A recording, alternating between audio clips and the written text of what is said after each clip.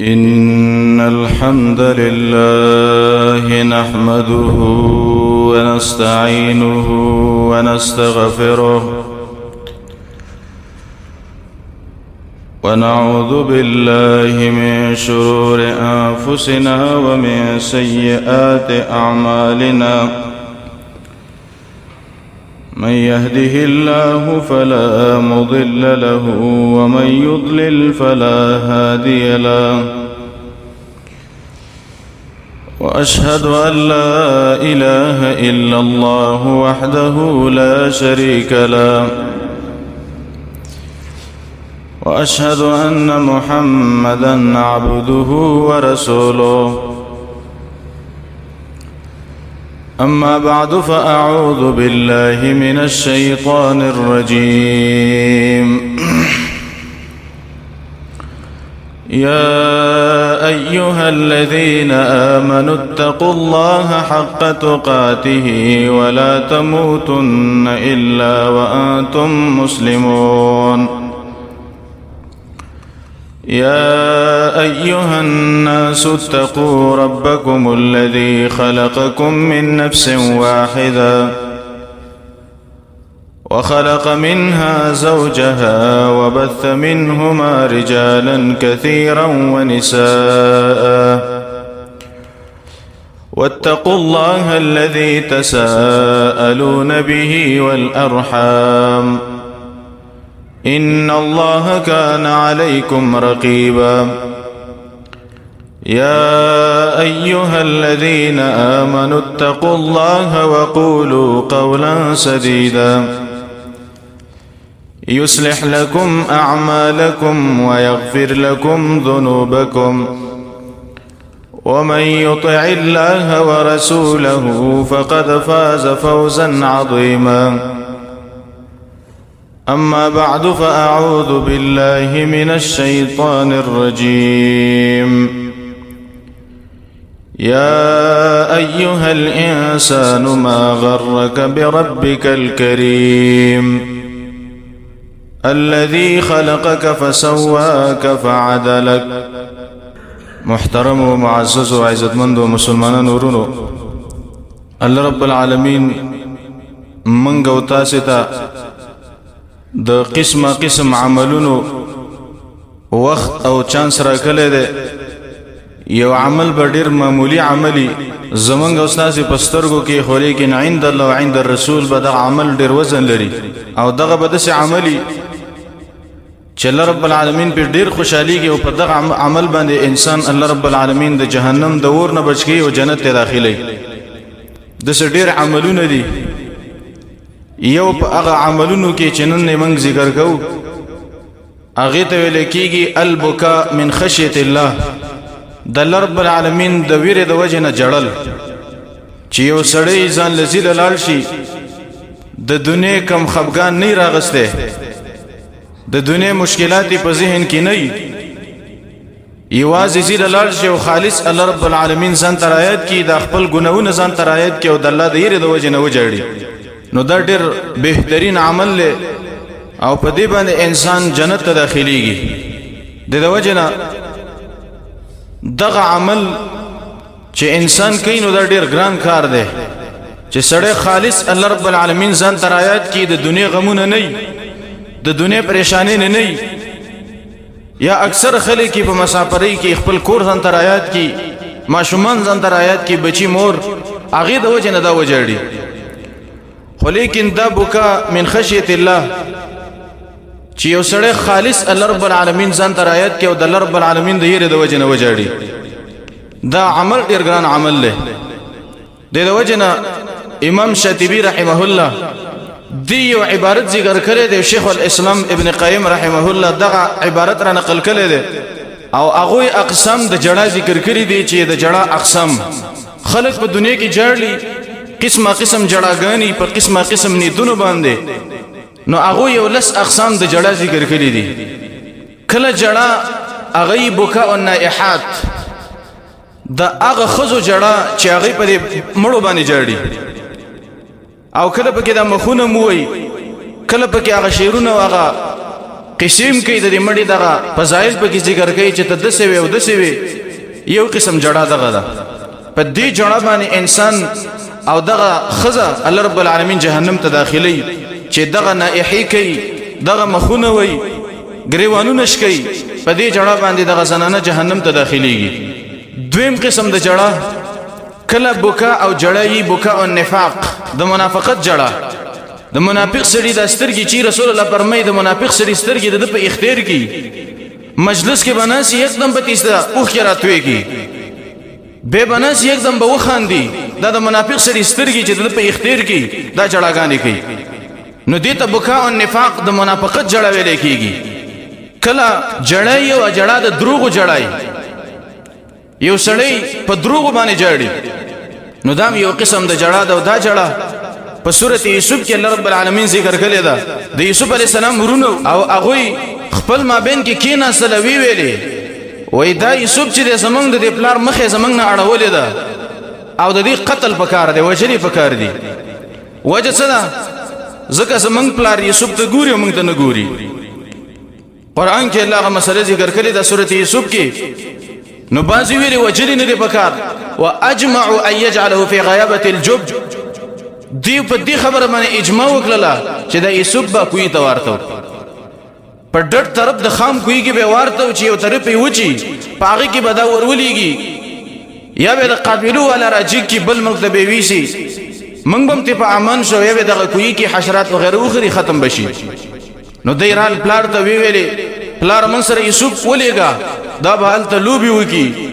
چکرې به ولګي یعقوب علیہ السلام انکار وکړو بل اخرت چې وسره پری خده قران کې الله خبره ذکر کړي فلما ذهبوا به ارکل چې یوسف بوته مفسرین ذکر کوي دلته دې چې ذهبوا به او دې ونه ویل چې اذهبوا به ذهبوا به معنا دا چې یو سړی زینو په زوري څوک بوزي نو دلته مفسرین یو عبارت ذکر کوي چې فعلوا به ما فعلوا د یوسف علی السلام رونو چې څه غختل هغه د یوسف سره وکړه په لته سکانو باندې یو راويرته والی ورکړه او بویته چې کله بوته نو کوي ته وګرځاو د ماخستن په ټیم کې وجاءوا اباهم عشاء يبكون د ماخستن په ټیم کې دیران خپل بلار ته جړلې نو دلته بوکا ذکر د دروغ جړا ده مفسرین ذکر کوي د ورځې دی ولې نه راتله ځکه که د ورځې راغلی وي د دې د جړه معلومېدله خو ما خوستن کې را دي لپاره چې جړای معلومه نشي پلار ته ویل یا ابانا ازمن پلار منګه تلیو نستبق منډه والی وترکنا یوسف عند متاعنا یوسف علی السلام موږ خپل سامان سره پریخو فاکله الذئب وغلی و خړو شرم خو خړو نو په دغه ټیم کې اصحاب السیر لیکي او د دې تاریخ والا او یعقوب علی السلام دی بچو ته ویل چې تاسو را څنګه خشتو کنه څنګه دی شرمخ د اسمه زی و خړو وای دی یو ول کمیس راغسته او بل سروي علل کلو په وینو کې ولاغه کمیس لړلو دای وته پیش کو وای چې دای کمیس لې نو کله چې وای دا کمیس وکړه یعقوب علی السلام نو حدیث کې راغلی وای دا یعقوب علی السلام دخلینه یو چغه وختل او د سی ویل چې وا عجبا لذئب ودي شرمخ لتعجب دی ولا تعجب دی چې څنګه یوسف تیروغ رو باسي او کمیس ته نقصان نه رسیږي کمیس نه چریږي دا څه رقم لیوو او په کوم مدرسه کې او په کوم مکتب کې د دا درس ویلو چې ته انسان روح خورا او کمیس مشکوا نو دلتم جړه ذکر دادا د دروغ جړه ده یبکون من دی جړلې التا بحر المحیط کې ابو حیان رحمه الله چې دا بهترین مفسر دی التا غری کلی دی د دې آیت دلان دی وإلا عبرة ببكاء احد وإذا اچا جړه عبرت نشته دی چې څوک وجړي دغه جړاګانو باندې څوک نه خلاصيږي نو یو دغه جړه د دروغ جړه ده کله جړه د موافقت جړای یو بل سړی جړی بلم جړه ورشي دا د موافقت جړه ده کله د درد جړای کله بکاء الجوع دولګي جړای یو سړی وږي ایسه وجړي بچي ماشومي بيخي په خو بد باندې پويګم نه او خبرې نشي کولای خو چې کله وږي شي هغه وجړي نو مور ته پته ولګي چې زما بچي وږي دي او دا ته غوړي کله بوکا او جړه د خوشحالي جړای یو سړی د کور نه ډیر وخوري کې مسافرېږي دغه سړی چې کله کور ته راشي نو کله چې سمور او پلان مخامخ کیږي دا غي د سترګو نه اوخ کېلړي شي اما تنبي وی للمنتهى ومن السرور بكاء نو د خوشحالي هم جړای چې کله څوک کور ته راشي ډیر موده ورکی او به راشي نو به د خپلوانې جړي نو دام یو قسم جړا ده دغه ټولي جړاګانې دي د رب العالمین ته نه معتبر الله ته نه دی خوخي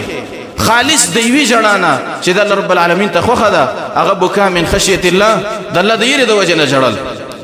د رب العالمین ته ډیره خوخه ده قران کې رب العالمین وی فليضحكوا قليلا وليبكوا كثيرا الله اذا خلق دي لګو خان دی ډیر دی وجړي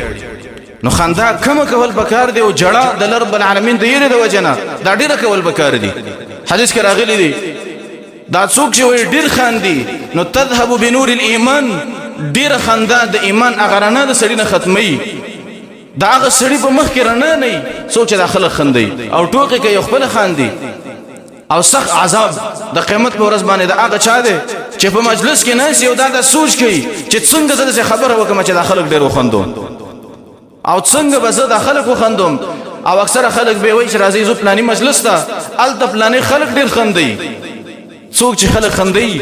اشد الناس عذاب يوم القيامه د قیامت پر ورځ الله بدترین عذاب ورکی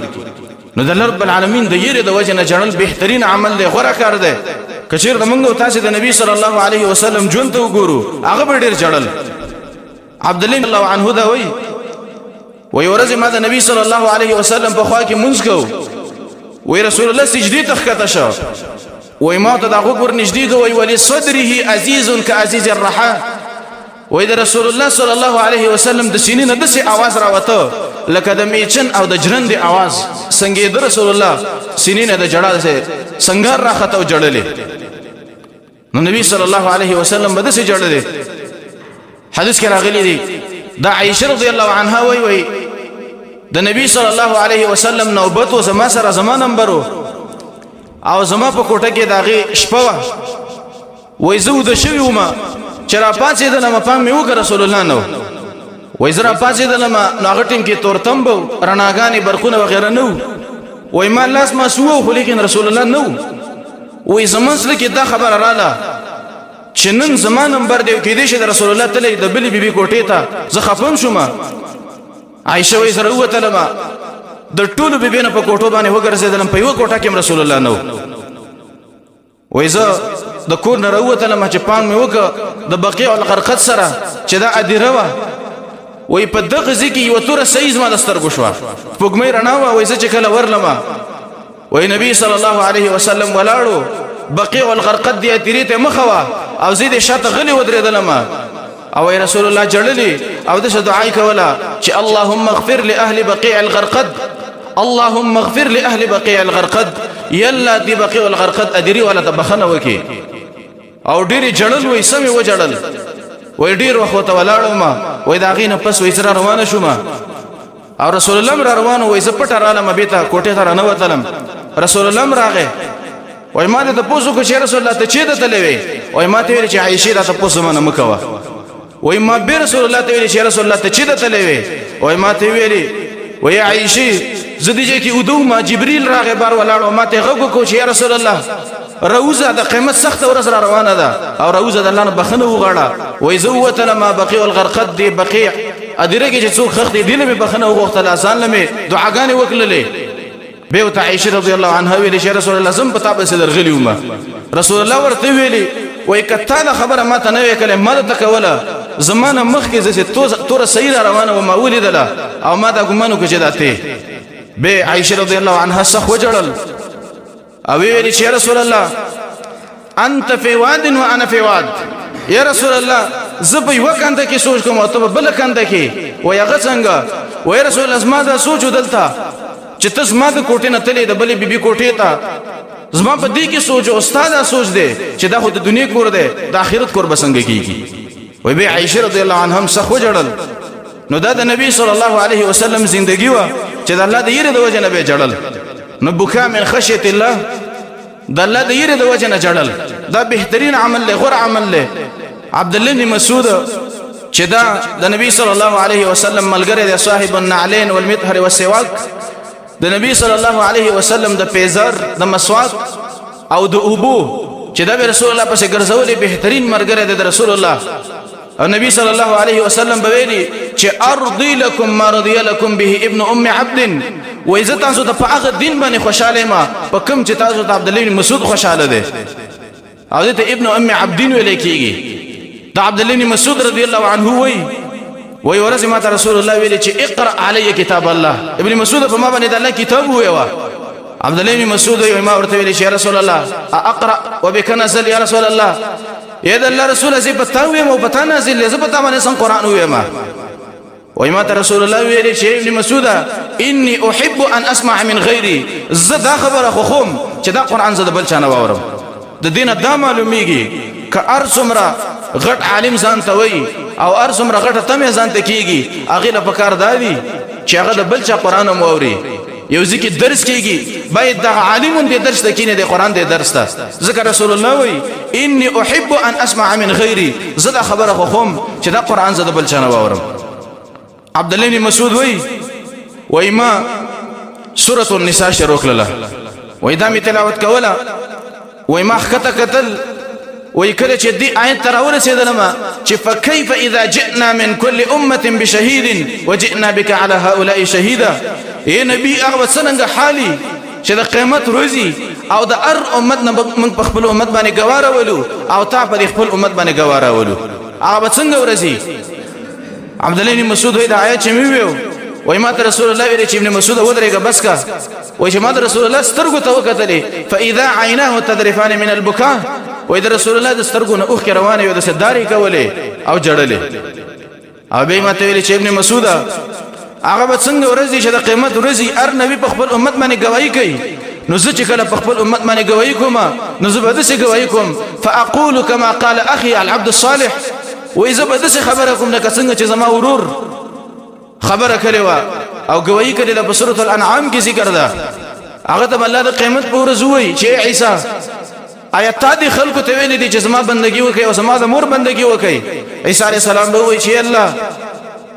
ترڅو پر جذب دیو کې ژوند دیوما زبې گواہی ما فلما توفيتني كنت انت الرقيب عليهم يلا کله چې زه وفاتلم به ته نور څوکیدار او ته خبري وای د څه گواہی باغ وکي نو زه به وای د څه گواہی وکما او یلا کو استاد بندگانو له عذاب ورکه پتا باندې څوک اعتراض نشي کولای او کچیرته بخنه وته کې نو استاد شان لري نه ده وای زه به د څه گواہی وکما نو رسول الله به جوړل د قران د تلاوت په وخت د الله د یره د وجنه او رسول الله برکه راغلی چې کان یبکی مع تلاوت القرآن نبی صلی الله علیه وسلم به د قرآن د تلاوت سره جړلې چې کله به قرآن ویو نو دا رسول الله حالته عبد الله بن عمر رضی الله عنهما برکه راغلی وای د ډیر جړلې وای کله چې د آیات ویو چې علم یأن للذین آمنوا ان تخشع قلوبهم لذکر الله آیا هغه وخت نه راغلی چې د خلک نور ویریږي نور توبه بس الله تعالی وګرځي وای دا آیت چې بکله عبد الله بن عمر ویو وای دا بجړلې فکان یبکی حتى غلبه البكاء وای دا دومره وجړلې چې دا جړه په غالب شو او به جړه شروع کړو تلاوت به بند کا وای دومره بده جړلې دی آیت د وجنه عبد الله بن عمر به ویلي وای کچیرته زما د سترګینا یو اوخ کراتوي شه د الله د یری د وجنه دا خبره ما ته خوخه ده من ان اتصدق ب1000 دینار د دې خبره نه چې زر دینار د الله په لار کې صدقه کم د دینه ما ته دا خبره غوړه ښکاری چې زه یو اوخ کا د سترګن راتوي کما عبد الله بن عمر وای یو اوخ کا چې زما د سترګن راتوي شي دا ما ته د دینه خوخه ده چې زر دینار د الله په لار کې صدقه کما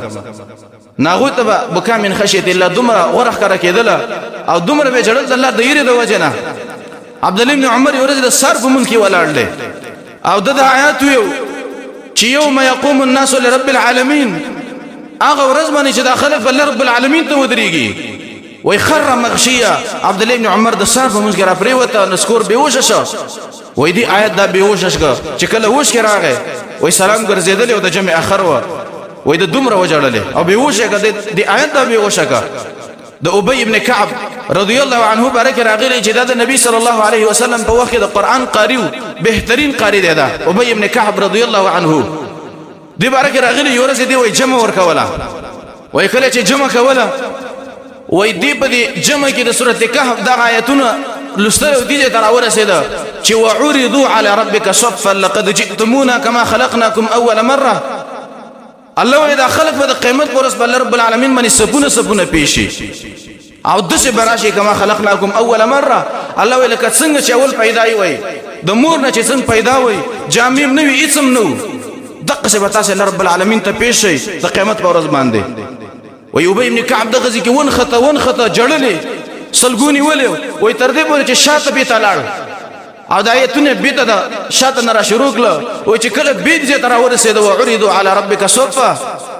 داخله په قیامت پر ورځ پر رب باندې سپونه پیشي وی به دا وجړل به سلګونی وی دومره جړه د لور لا چې دیږي کې دا مخ کله نړ او په دغه ځکه دارو کو تخته شه وی دومره د وجړل. نو دې سلف په دومره جړلې د الله د یره د وجنه د قیامت د هیبت او د یره د وجنه دې بده سي جړلې. قرآن کې الله رب العالمین د آیاتونو ذکر کړی دي. سورۃ الفرقان کې الله رب العالمین وایي ويوم يعض الظالم على يديه فاغه ورچ ظالم انسان ګناګار انسان په خپل لاس بچکو لګي او به ارمانونه کوي یا ویلتا یا لیتنی تبعید مالرا ارمان دې مالرا کاش د رسول تابعداري میکلې وې کاش د قرآن تابعداري میکلې وې کاش پلانې ناول فاسقه ما په دوستۍ نه ونیولې. نو دا به ارمانونه کوي خو لیکن به ټیم نه ټیم به ختمي به ارمانونه پیدا نه کوي. او سورۃ الحق کې الله رب العالمین دا خبره ذکر کړې ده انسانان تقسیم کړي دوه اقسام وته. یو هغه انسانان دي چې هغه ته عملنامه په خیل اسمانه ورکول کېږي. دویم هغه انسانان دي چې عملنامه په چپ لاس باندې ورکول کېږي. چاته چې په خیل اسمانه عملنامه ورکړل شو دا انسان به خوشاله او دومره به دا خوشاله چې د دې انتها بنئ. او چاته چې عملنامه په چپ لاس باندې ورکړل شو الله رب العالمین حال ذکر کړی دی. نو دا به وي فیقول یا لیتنی لم اوت کتابیا دا به وي ای ارمان دې مالر چې عملنامه نه ورکړل شوی دا به دې ارمان وکي او به وي ولم ادري ما حسابيه کاش زنه بيدل حساب څه ته ویل کیږي او به وي یا لیتها كانت القاضيه کاش دا مرګ زماده پر فیصله کوونکې وي او مرګ نه رسته زبې ته نه را پاسېدل. دا خو مونږ ویو چې د مرګ نه رسته مونږ په آرام شو د مرګ نه رسته چې کومه بے شرمنه را روان دي او داوال د بول را روان دي چې انسان هغه ته حیران شي. نو دا انسان به ارمانو کې کاش چې د مرګ نه رسته نه را پاسېدل او به وي ما اغنى عني ماليه په دنیا کې مې ډیر مالو مال رانه چې بچ نکړه ما اغنى عني ماليه هلك عني سلطانيه زما په دنیا کې بادشاہي وا جوش وغیرہ مې په تکبر کې بکر زیدل مزه زما بادشاہي وا هغه بادشاہي زمانه چې بچ نکړه. به الله رب العالمین وایي چې دا عمل نه په چپ لاس باندې ورکړل شوی چې خذوه فغلوه دا انسان ونیسي په څټ کې توخونه ور واچوي او به الله وایي ثم الجحيم صلوه به دا انسان جهنم کې ور داخل کړي. صلوه منا چې تکا په سیخ کې واچوي په اور باندې ګرمه او اړه راړي نو دې ته صلوه ویل کېږي. الله وایي چې دا انسان په جهنم کې ور داخل کړي. ثم في سلسله ذرعها 70 ذراعا فاسلكوه به الله رب العالمین وایي په هغه زنجیر کې چې دا غي غزونه او یا غزه دي دا انسان پکې وتړي. نو دا بسره کوم حالتي روایت کې راغلي کړي چې الله رب العالمین دا امر وکي چې ثم في سلسله ذرعها 70 ذراعا فاسلكوه په هغه زنجیر کې چې او یا غزه ده په هغه کې دا انسان وتړي. وای دی انسان پسې به او یا زره ملائکه را پاتې او دا انسان به ونیسي او په زنجیر کې به وتړي جهنم ته به کش کینو یو کمزور انسان او یا زره ملائکه. نو دا صح حالات دي. بل رب العالمین وای دا انسان ولی دي جهنم تلال الله علت ذکر کړي انه كان لا يؤمن بالله العظيم دا انسانو بالله ایمان نه لره ولا يحض على طعام المسكين د مسكين په طعام تیزن ورکولا دي دا ګناونه کول په دنیا کې. نو دا صح حالات دي. دا آیتونه مونږ ویو خو لیکن په دې په مقصد باندې مونږ نه پوهیږو او دا د قیامت علامه ده چې کثرت قراءکم وقلت فقهاءکم قیامت ته نږدې به قارن به ډیر شي او فقها به کم شي علما به کم شي. نن تاسو وګورئ په هر کور کې په درزونو قارن دي خو لیکن داسې الله پرس عالم او پوی عالم چې دا خلق پر ټول شي او دا خلق الله رب العالمین لري تر وبلی دا علما ډیر کم دي. دا د قیامت علامه ده. رسول الله فرمایي قیامت ته نږدې به قارن ډیر شي قران به وایي خو لیکن په مقصد به نه پوهیږي. دا د قیامت علامه ده. او وقلت فقهاءکم قیامت ته نږدې به فقها علما الله پرس علما دا بکم شي. نو دي سلف و دومره جړلې ابو بکر رضی الله عنه بارک راغلی عبد الله ابن عمرو ابن العاص دا وی زه رسول الله صلی الله علیه وسلم په مجلس کې ناسومه وای د مجلس کې چې ناسومه وای نبی صلی الله علیه وسلم دا سورت ویو چې اذا زلزلت الارض زلزالها په هغه ورځ چې په دې ځمکه به یو زلزله راشي د ځمکه به وخوځول شي په خوځولو سره عرش به خوځيږي نن چې لږه زلزله راشي یو سکند دو سکند د انسانان څومره پریشان یو خپي به چې یو ملت ته ورسي او به چې د قیامت ورځ یو عرش خوځيږي دا به سره رقم حالتي اذا زلزلت الارض زلزالها الله ځمکه به وخوځول شي وای دا سورت چې کله نبی صلی الله علیه وسلم ویو وی ابو بکر رضی الله عنه الناس وی فبكى بكاء شديدا وی د سخ وجړل وصاح او دخلين وچغه وتلا وی جړل صحابه وی من ایران شو چې ابو بکر باندې څه چلو شو چې د دې کې د چغه وی جاړي وی نبی صلی الله علیه وسلم ورته ویل چې ابو بکر ما يبكيك ابو بکر ابو بکر تا څه جړی ولې جاړي وی ابو بکر رضی الله عنه ورته ویل چې یا رسول الله ابكتني هذه السوره اې د الله رسول زدي صورت وجړولما زدي سوره الزلزال وجړولما نو دوی ډیر وجړل به په مجلس کې نو دوی بده سي جړلې ابو بکر رضی الله عنه خپل ملګرو ته ویلي چې ای زما ملګرو من استطاع منکم ان يبكي فليبكي څوک چې تاسو نه د جړا وسلري ګور هغه د جړډي و دي جړډي څوک چې د جړا وسلري هغه دی و جړډي فمن لم يستطع کڅوک د جړا وسن لري فليتباك دا انسان دی په زور باندې ځان وجړي د څه شکل جوړ کی د جړا شکل دا جوړ کی د چاره چې جړا نه ورزي نو بکر رضی الله عنه بده څه ویلې چې خلکو وځړي کڅوک د جړا وسن لري د جړا شکل خو جوړ کړي ابو موسی اشعری رضی الله عنه برکه راغلی وې دی ورځ په بصره کې خلکو د خطبه کوله او فذكر في خطبته النار وې دی په خطبه کې د جهنم د ور تذکره وکړه چې د جهنم د سخور ده ابو موسی اشعری رضی الله عنه دی خلکو ته ویل چې ايها الناس ابكوا يا خلکو وجړي وې د سخ وجړل خلکو وجړل او به ویل چې فإن اهل النار وې دا جهنمین چې د ور ولا چې دی وې دی په جهنم کې وجړي د سترګو نه به اوخ لاړ شي د اوخ نه روسته به د انسانانو د سترګو نه ویني روان شي او دمر اوخ کې ویني به د انسانانو د سترګو نه لاړ شي حتی لو ارسلت السفن لجرت تر دې پورې چې ډکه ډکه کیشته په وینو کې په اوخ کې روانه کې نو دا کیشته هم په روانه شي نو دوی به دومره جړلې نن زمونږ استاد نه شپې په خوب کې تیر شوي او ورځ رانه په غب شپونو کې تیر شوي په کار دادا چې موږ د الله د یری د وجه نه وجاړو د الله د بندگانو صفت داده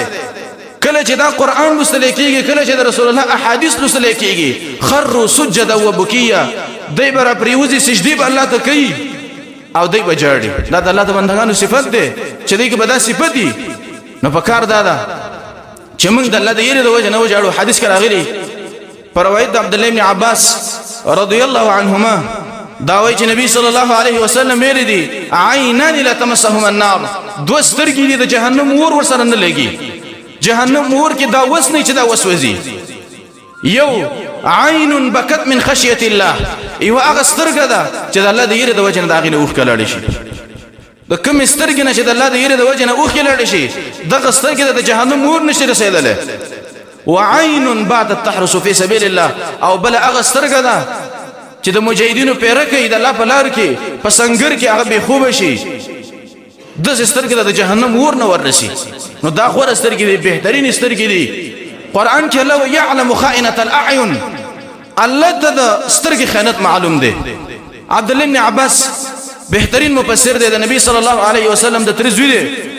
دی د چای ورزي ویل چې يعلم خائنه الاعين د دې ټکی مقصد څه دی وای عبد الله بن عباس ویل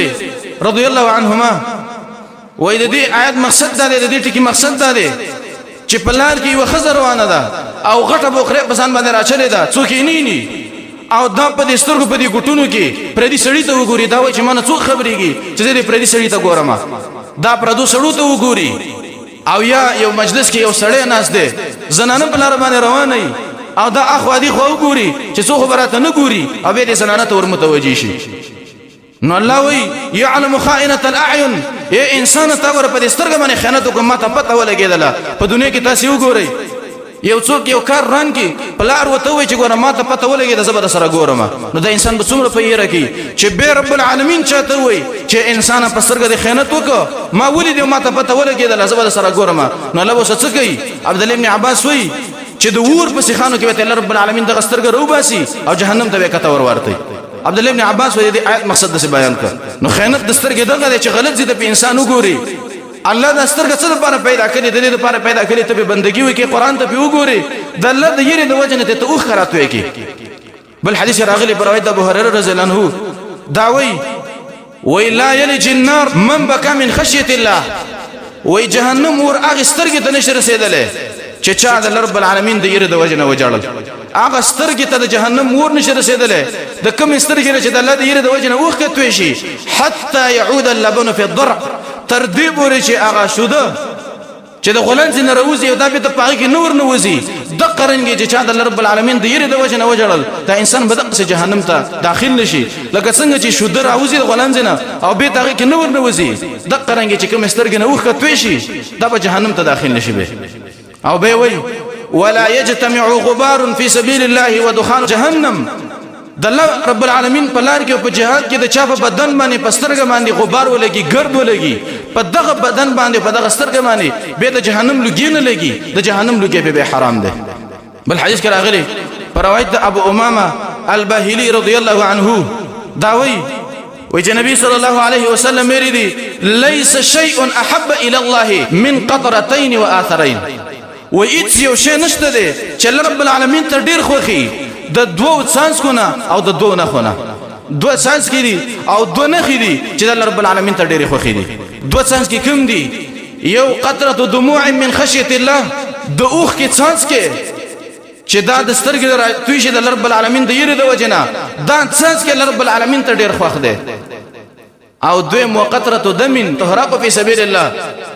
دویم د هغه وینې څاڅکې چې رب العالمین ته ډیر خوښ دی چې د رب العالمین په لار کې د بدن نه توی شي، دا ډیر غوره څاڅکې دی. دغه دوه څاڅکې د سترګې اوښکه او د بدن نه چې د رب العالمین په لار کې وینه توی شي د رب العالمین ته ډیر خوښ څاڅکې دی، غوره څاڅکې دی الله ته. و اما الاثرین دوه نښې چې دي او رب العالمین ته ډیرې خوښې دي هغه نښې، یو اثر فی سبیل الله، یو انسان جهاد کې د رب العالمین په لار کې او د دې انسان په بدن کې ونه خوشي دغه نه رب العالمین ته ډیره خوخه ده، منه زخمی شي د الله په لار کې یا یو ذکر اولېږي بدن کې ونه خوشي دغه نه رب العالمین ته ډیره خوخه ده چې په جهاد کې پچا کې وشي. او دویمه نښه چې نښه ده په فریضه من فرائض الله، یو سړی دی یو فرضي عمل ادا کوي یا منځ ادا کوي بل فرضي کار دی او دا ادا کوي په دې کې بدمن یو حادثه رااله او په دې بدن کې یو نښه وشوله دغه نښه الله رب العالمین ته ډیره خوښه ده. نو دغه دوه څاڅکې او دوه نښې الله رب العالمین ته ډیره خوښې دي. نو دې کې هغه څاڅکې دی د اوښکې چې الله رب العالمین د یری د وجې نه توی شي، نو دا غوره څاڅکې دی الله رب العالمین ته. یو حدیث کې راغلی او دغه ډیر بهترین حدیث دی، ډیر د یری حدیث دی په روایت د انس بن مالک رضی الله عنه، او دا حدیث امام بخاری رحمه الله نقل کړی دی. انس ابن مالک رضی الله عنه ويعرض للنبي صلى الله عليه وسلم شيء من اصحابه، ونبي صلى الله عليه وسلم ته د صحابه او د ملګرو یو شکایت راغی. یو کس راغی رسول الله ته ویل چې رسول الله تاسو ملګری خان دی او دا کوي او دا کوي، یو شکایت رسول الله ته او اکثر ملګری مشر ته شکایت کوي. وی رسول الله ته چې شکایت راغی نو د نبی صلی الله علیه وسلم په قانون دو چې ښکارا به بچا باندې رد نه کو چې پلانې ورته د څه کېده په انسان باندې ډېر بد اثر کوي. نو رسول الله کې ډېر حیا وا، دومره حیا پکې و حدیث کې دی چې د پیغلې زنانه پر رسول الله کې حیا ډېر وا، ځکه حیا اوچت ایمان دی په نبی صلی الله علیه وسلم کې اوچت ایمانو نو اوچت حیا والا رسول الله. وې دې ملګری راټول کړو منبر ته وخته او فحمد الله واثنى عليه بما هو اهله، د الله حمد وی ثنا ویلي او دا غینه پسې ویلي ازما ملګرو تاسو هنن په دې دنیا کې خان دی خو عرضت علی اليوم الجنه والنار، نن ما ته جنت او جهنم الله رب العالمین او خودل، ما ته د جنت انعامات مو خودل او د جهنم عذابونه ما ته او خودل. او به ویلي قسم دې په الله چې نن ما کوم خیر او شر لیدل دي د سما په ژوندۍ کې چې تندل دي. رسول الله وجړل به ویلي چې والله لو تعلمون ما اعلم، ازما ملګرو قسم په الله هغه څه چې ماته معلوم دي کچېرته دا تاسو ته معلوم وي، هغه عذابونه د جهنم کوم چې ماته معلوم دي کچېرته دا تاسو ته معلوم وي لبکیتم ولما ضحکتم، خامخا تاسو به جړلې وي او چېرته خندلې نه وي، همیش به تاسو جړلې وي. او به ویلي چې ولما تلذذتم بالنساء على الفرشات، هغه څه چې ماته معلوم دي که چېرته دا تاسو ته معلوم وي په خپلو بشترو به تاسو د خپلو ښځو نه خوندونه نه وي اخیستي ولخرجتم الى السعادات تاسو به دې صحراونو ته وتې وې دې دشتو ته او تجأرون الى الله الله ته به تاسو سم کړنچېدلي وې چغې به م والې وې اول حصیتم على رؤوسکم التراب تاسو به د خپلو سرونو باندې شګې او خاورې رړتلې وې او تاسو به الله ته سم کړنچېدلي وې چړلې به م هغه څه چې مد معلوم دي که چېرته دا تاسو ته معلوم وي عذابونه را روان دي او تاسو به خاندئ وی نبی صلی الله علیه وسلم د ملګرو سرونه ښکته کړي ولهم حنین او د نبی صلی الله علیه وسلم د ملګرو دپاره د ژړا داسې سنګار راخته ټولو ژړلې انس بن مالک وی ما رأیت یوما اشد على رسول الله صلی الله علیه وسلم من ذلك وایس ورځ چې نبی صلی الله علیه وسلم باندې ډیره سخته راغلې ده ما نه ده لیدلې سوا د دې ورځې نه چې په دې ورځ باندې رسول الله ډېر سخت وژړل او دې ورځ ته هغه ورځ ویل کېږي چې دا د بکا او د ژړا ورځ په مدینه منوره باندې چې صحابو په دې ورځ باندې ډېر وژړل وای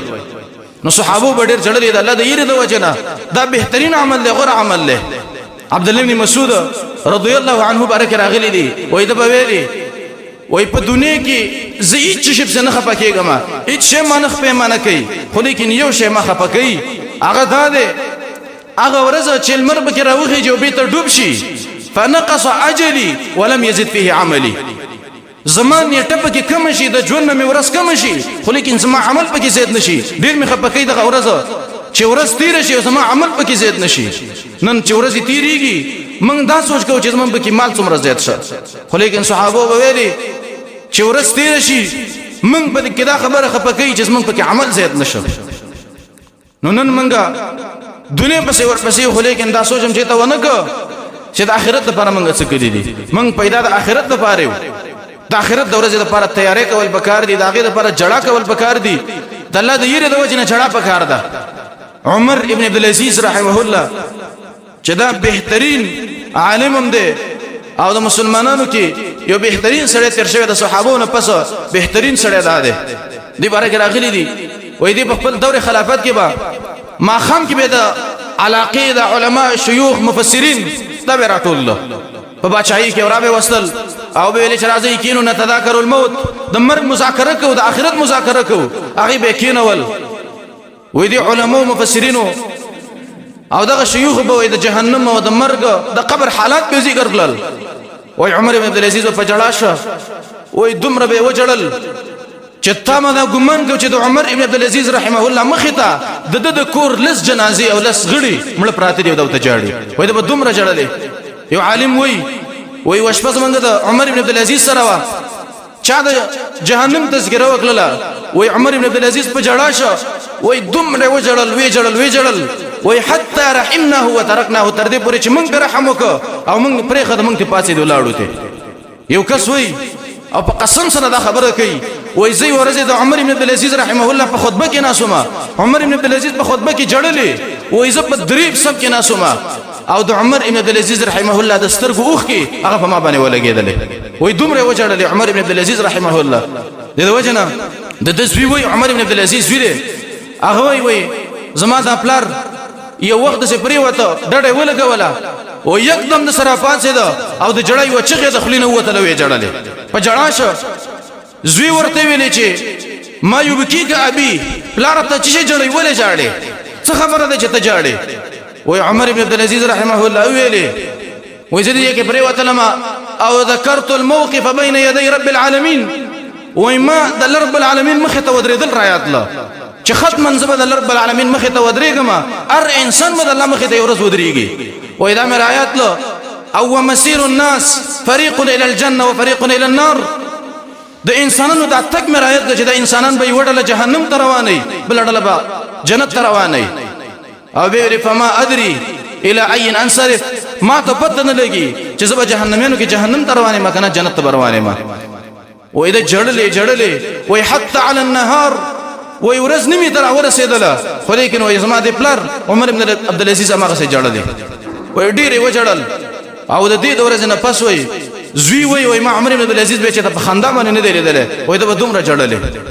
نو دا د سلفو حالاتو ربيع ابن خيثم رحمه الله كان من زهاد التابعين په تابعینو کې یو زاهد انسان او پرهیزګار انسان دی باره کې راغلي دي چې دی به د شپې خوب نه کو چې کله به ماښام کې راغی دا به ودرېده او تر سهاره پورې به یې مونځ کو. یو ورځ ورته دې لورې ویلې چې ای پلاره یا ابتا ای زما پلاره ما لک لا تنم، څه وجه ده چې ته خوب نه کې؟ زه چې دا نور پلاران ینم د نورو جینکو پلاران ینم هغوی اوده کېږي، ته زما څنګه پلار چې ته خوب نه کې؟ وی ربیع ابن خیثم ویلې چې بنیتي کیف ینام من یخاف البیات، وی ای لوري هغه چاله به څنګه خوب ورشي چې هغه د دې نه یېرېږي، هسې نه چې په دې شپه کې راله مرګ را نه شي او سهار له د الله مخې ته ور روان یم. وی هغه چاله به څنګه خوب ورشي؟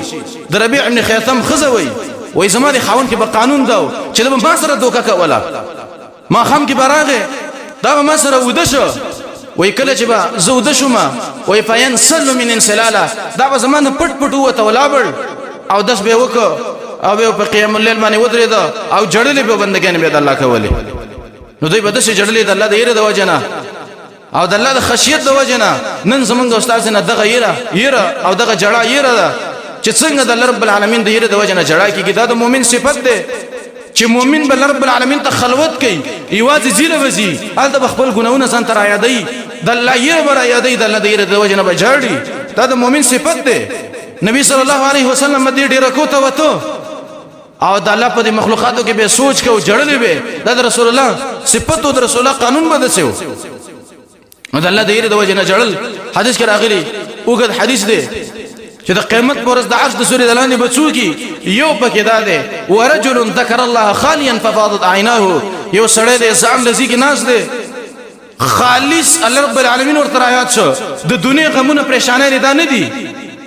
یا یو سړی د مسافرۍ لتلې دی کور یې په زړه راواوښته او ټنګ شي دا په جړا شو، دغه جړا ته نه ده مراده، خالص الله انسان ته رایاد شي او د الله د یېرې د وجې نه وجاړي. نو د قیامت پر ورځ به د انسان د عرش د سوري د لاندې نه ولاړي. نو الله رب العالمین دی منګ او تاسو ته د رب العالمین د یېرې د وجې نه د جړا وسو توفیق راکړي. اللهم وفقنا للبكاء من خشيه الله، یا رب العالمین موږ ته د دې وس راکړي چې موږ د استاد یېرې د وجې نه وجاړو. نن زمونږ نه د الله یېره